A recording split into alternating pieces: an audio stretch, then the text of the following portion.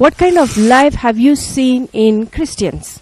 Okay, just look at You're watching Atmosphere of Love. Coming up on Atmosphere of Love. So, the message of Jesus on the cross is life. The gospel of Jesus is power of God that leads to...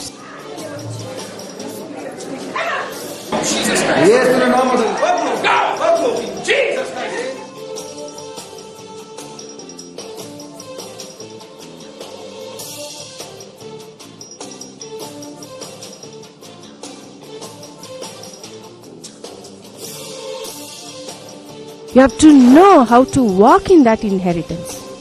Hallelujah. Wherever you are, He has reached out to you to come to give His inheritance to you. And that is abundant life. So the Atmosphere of Love. Let's turn to our opening scripture, John 10 verse 10. Book of John, chapter 10 verse 10.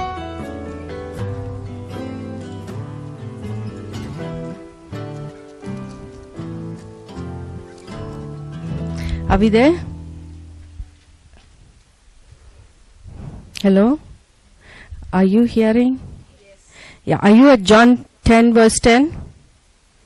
Yeah. It says, the thief cometh not, but for to steal, and to kill, and to destroy. I am come that they might have life, and that they might have it more abundantly. Okay? So, Jesus says here that He comes to give us life, and He comes to give us more abundant life. What comes to your mind each time you look at this scripture that He is talking about? Obviously, we all know in the body of Christ that Jesus came to give salvation, right? That leads to eternal life. Salvation that leads to eternal life. So, when we talk about life that Jesus came to give us, the life, when He said He came to give us life, so that life talks about eternal life. Okay? So there are many Christians all over this world. There are many Christians who have accepted Jesus Christ as Lord and Savior. So, their life that they are leading, we say by the fruit we shall know them. So the life that they are leading in their lives, we can see how their lives show the life of God that is in them. What kind of life do you see in them? Are you seeing a Bible kind of life? Are you seeing just a religion called Christian life? Or are you seeing just a life?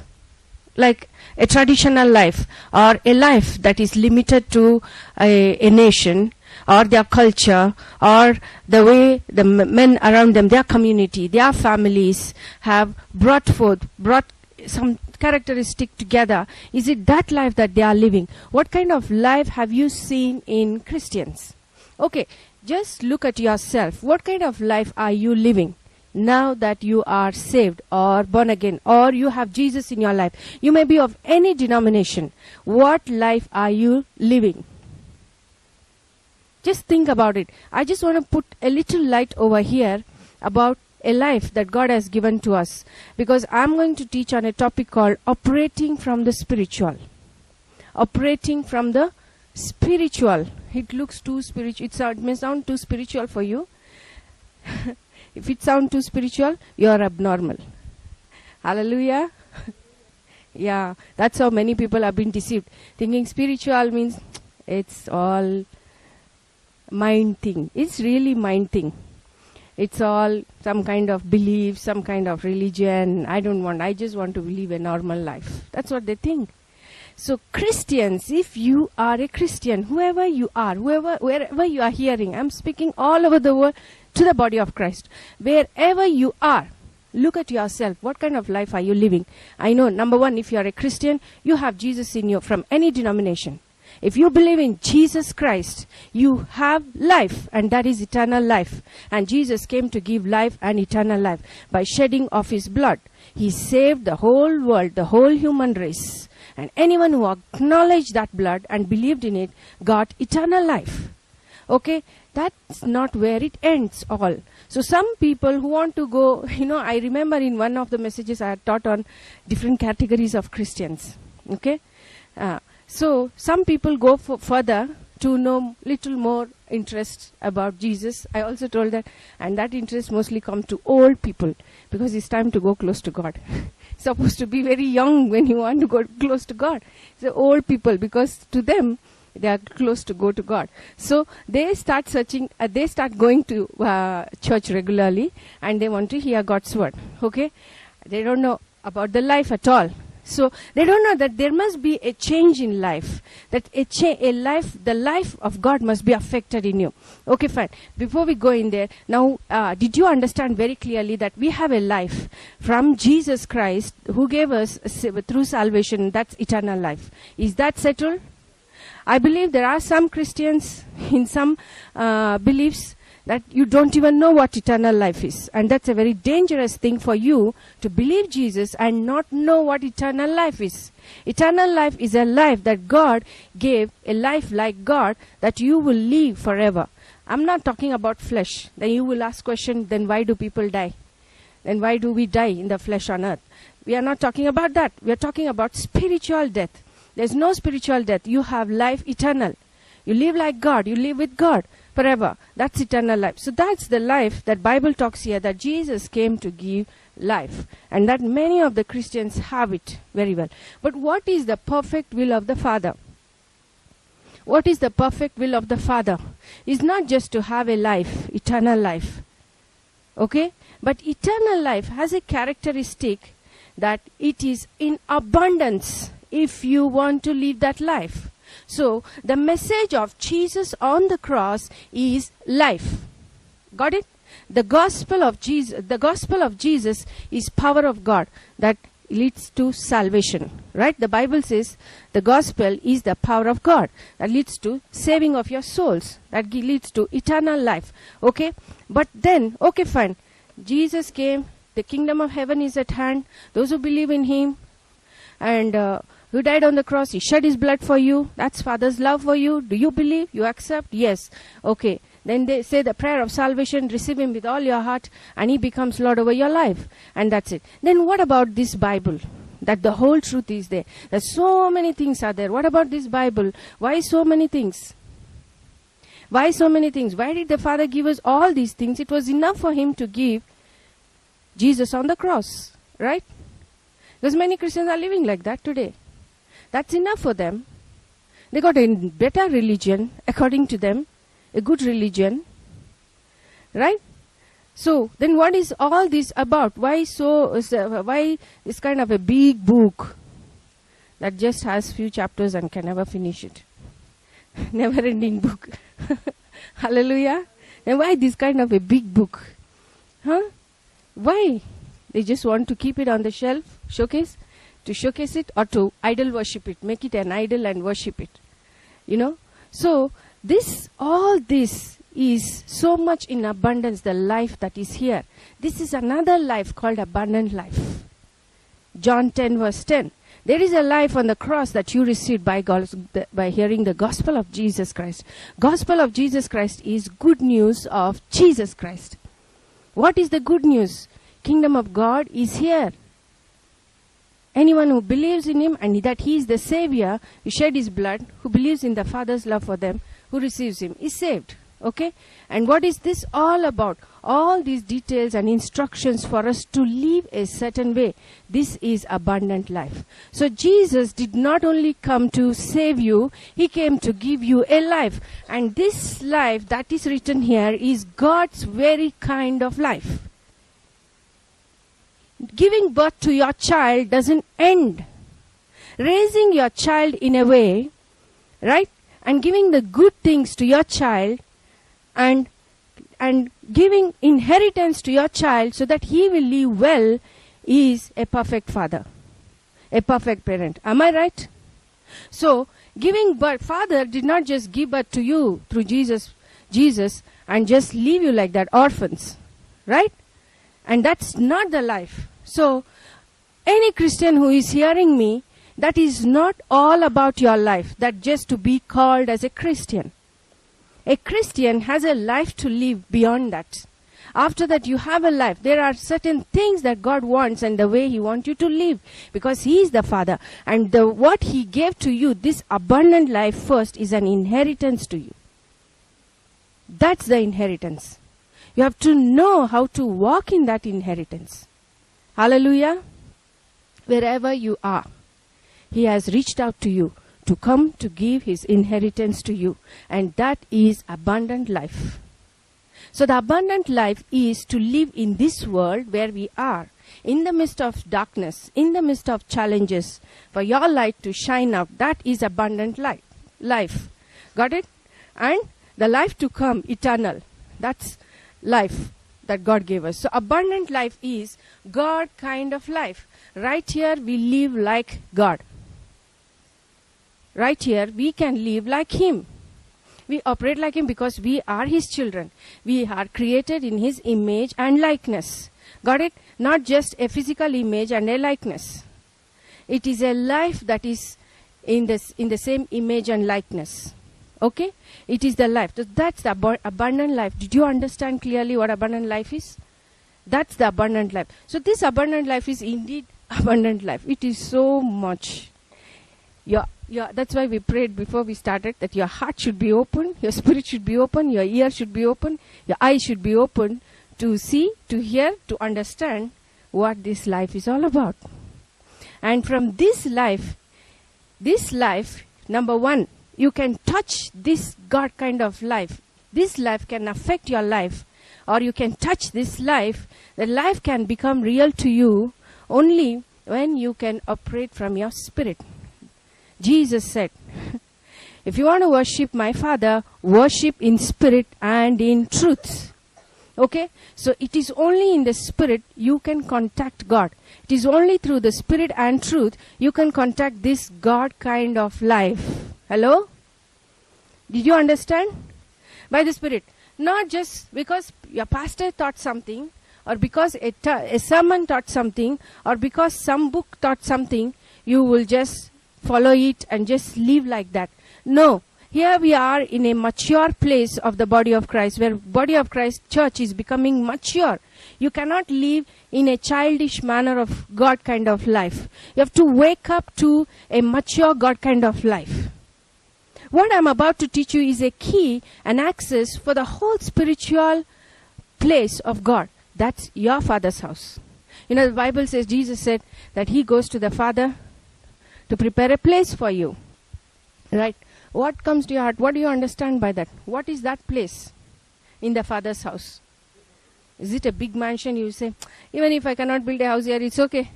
My Father is building a house for me. If I cannot make it, I have a place over there. So when I go there, I will have a big house. You know, and some people have also seen in the realm of the Spirit that there are mansions, physical mansions for them in the realm of the Spirit, houses. But there's something deep about the Father's heart. When He shows those things, you must understand. So God has opened my eyes to understand what those mansions are. Those mansions are not just a physical, like a house that is here on earth that you build with all luxuries and you want to enjoy. It's not a better place over there. It's a place of a son of God. It's a place where you become the mature son like Jesus. Got it? And that's the place that Jesus went to prepare. Otherwise, You're watching Atmosphere of Love. Stay tuned. We'll be right back. Husband means he expects, his expectation, he expects respect. Many women has that problem. You may say, I respect my husband. Some people, the day they got married, that is all. They feel life has finished. They feel woman's life is grow, mature, grow all the things necessary in the body to grow out, and you give it to one man, and immediately you give it to the man like sense. I can't wait to tell my sisters that you have a purpose with God. You have a purpose in this life. Find it. Marriage is not the end. Bearing children, marrying somebody and bearing children, is that the end of you? Samsung manual handout for Nokia. Nokia will crash soon. If your marriage should not crash, you have to get to the author. And this is what very less teaching has been done in marriage. where you know God's plan. So what is your plan? What is your idea about God's plan? To a third person, how do you give report about your husband? That shows how much you respect him. Behind, into a third person, how is your husband talking about you? Can your husband tell boldly that my wife respects me, my wife trusts in me, my wife cares for me, and she understands me? If a man can say that report outside, you are a very wise woman.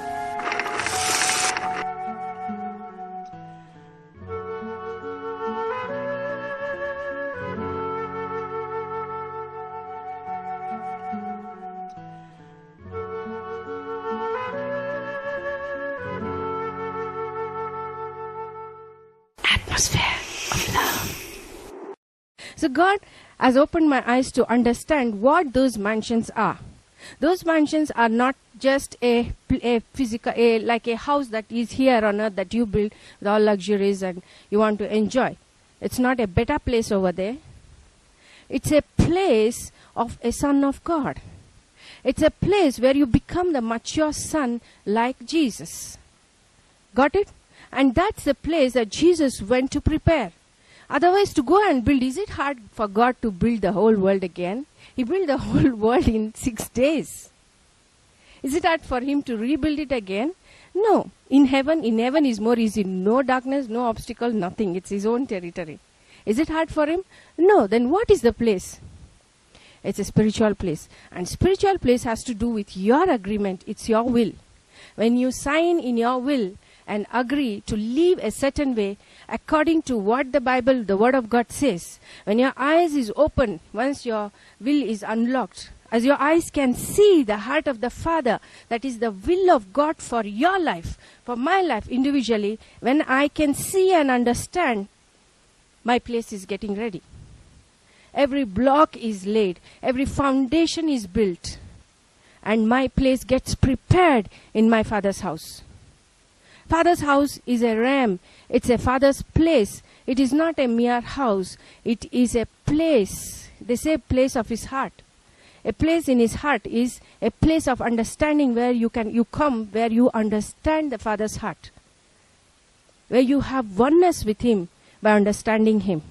It is a spiritual place. So without opening your spirit, for me teaching this and the way I'm thinking, without opening your spirit as a Christian, you are incomplete. That's why I said, if this topic makes you feel spiritual, what do you think spiritual is? The word spiritual, sometimes it makes you kind of, I don't know what to say, frustrated or tired to even think about. Because you think it's something deep, you just close your eyes and keep thinking and go deep into some light meditation. That's spiritual. That's not spiritual. Spiritual is the truth, the reality of your Creator. That's all. Where you belong. From where you came. That's the spiritual. Okay? Are you getting it? Hello? Okay. So, let me give you a little background of, we have all heard and we have learned that we are all spiritual beings, right? We are spiritual beings. They say, man is a spirit. He lives in this body. He lives in the body, right? And he has a soul. That's what they say. But man is a spirit. He living in this body on the face of this earth. And in Corinthians, book of Corinthians, we see the writer calls it as spiritual being. So we know that. So, so many times we end it there. And we think being spiritual is when I want to pray and concentrate and focus on God, then I think I'm spiritual only that time. As I come out of my prayer place and I'm facing the world, I'm facing the family, facing my job, facing any issues, it's a natural thing. That's how they think. Right. We all have been, even till date, we have been facing these kind of things. So we think that is spiritual. But God shows me something about this abundant life. Abundant life springs forth out of your original identity in God. See, God is a spirit. God is a spirit. And we are his children, so we are spirits. We are spirits living in a body, so we call it as spiritual beings. Okay? We are a being on the face of this earth that is spiritual. But man has been so disconnected. He lives in the natural. Really, man has been living in the natural for so many years. If we just refresh ourselves to look at Adam, we look at Adam and Eve. When God created them, they were completely a spiritual being. They had flesh and they lived in the spirit. The main important thing that you see in Adam is he was created in the image and likeness of God. What is the image of God? He is a spirit, and we were created in his image, a spirit. That was the first thing. And then the flesh, where the spirit lives in, on the face of the earth. Okay? Hope you are not getting confused. Okay? So, God created in his own image like a spirit itself. So, and man was, because God breathed in him, man was fully connected to the Father as a son. His life was flowing in him. Eternal life was flowing in man. And abundant life was flowing in man. Man was in that state of being. But what happened was, when he was deceived in the garden by the serpent, when Eve was deceived, it was the flesh that was deceived. So when Eve was deceived in the garden, the first thing that happened was the life was lost. The life that he had, that he was connected to the source, that life was lost because of disconnection. So, and this happened because of disobedience. That's all. When we disobey the command of God or the word of God, we disconnect from God. When we disobey the word of God, we disconnect from God. Means whenever only connection that we have to God is this, the life. Contact the life. And I said, how do we contact the life? By my spirit. So, what happened to Adam by disobeying is, he was turned away. Turned away in what sense? How? Turned away was his consciousness and alertness of who he really is, his identity. What kind of identity? That I'm created of God, or what kind of identity? The identity is that he is a spirit being, that he operates like the Father in the spiritual.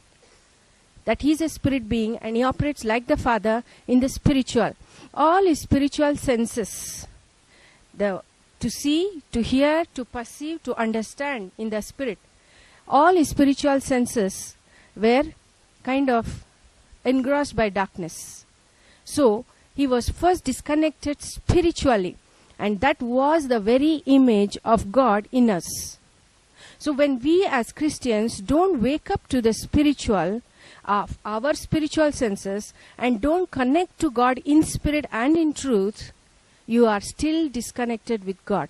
You only have a life as a promise, but you don't have an abundant life, as a God life to live with. I hope you're getting it.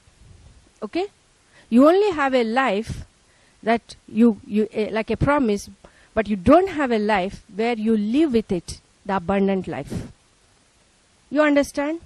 So the contact point to process my abundant life, to live my abundant life, is my spiritual senses must be raised. It must be awakened. It was dead. That's why when Jesus comes in your life, it's important for you to die with Christ and to be raised. You're not just dying in the spirit, just without an understanding. Dying in the spirit, you are dying to represent that you are dying to this world. World represents flesh. You are dying to your flesh. You are disconnecting from the flesh. You are going to look at a lot of scriptures that we are going to go deep. Just want to give you this background. You should clearly understand this. Okay? So, my access point is spiritual. Okay, fine. Forget everything. My Christian life, if I want to live in an abundant life, and that's the perfect will of your Father. If I want to live in my abundant life that God has given to me, I must open my spirit first. My spirit that is dead. It's very contradicting. The people of this world, their spirit is dead. Their body, that is their flesh, their natural mind is very, very awakened. A natural mind is, it's almost nothing. As long as earth is, As long as your life, you are on this face of the earth, your flesh is just there. And that's set a timing, a set timing. But when it is gone, it is perishable. Your flesh is mere flesh that will be perishable. Got it? There's no meaning at all. That's exactly how the whole natural life is. It's a perishable life. There's nothing in it that you can have and to hold. Nothing except the Spirit. Then how can people live a life without your spiritual consciousness? How can we live a life without spiritual senses being active? We are living like a dead people. And Christians, whenever I talk about Christians, it's too big to think about. Christians who have Christ in them, and they live a natural life. Such a contradicting. You will see scriptures that will open your eyes to see how disconnected you still are. You say you are a Christian, you say you follow Jesus. Hello, welcome to Atmosphere of Love, daily experience of God's power in your life. This is prayer session, and it's time for us to pray. Whatever circumstance, whatever condition that is in your life that you don't like, you can change it. If you're born again, you have the power and authority to change. If you have eternal life like you have been taught, you have the power and authority to change. You can command that situation to change, and it will change. It's time to pray. Stretch your hands towards this way and let us pray. Father, in the name of the Lord Jesus Christ, I pray for everyone under the influence of the words of eternal life. From the studio here right now, I declare in Jesus Christ's name, shalom in your finances, shalom in that document, shalom in your family, shalom in your home, shalom in your body. In the name of Jesus Christ, let there be peace. This moment, I speak peace in Jesus Christ's name. Peace, peace, peace in the name of the Lord Jesus. Be free in your body. Be free in your finances. Be free, free, free, free. In the name of Jesus Christ. Thank you, Lord. Thank you, Lord. Thank you, Lord. In Jesus Christ's name. Amen. If you pray this prayer, I just want to tell you that God has done something in your life. Share your testimony. Use the details that the announcer is going to give to you after the program. Till I come your way in our next broadcast. This is Apostle Edmund saying to you that Jesus is Lord. Thank you for watching Atmosphere of Love. We know you have been blessed. To partner with us, use the details now showing on the screen. Jesus is Lord.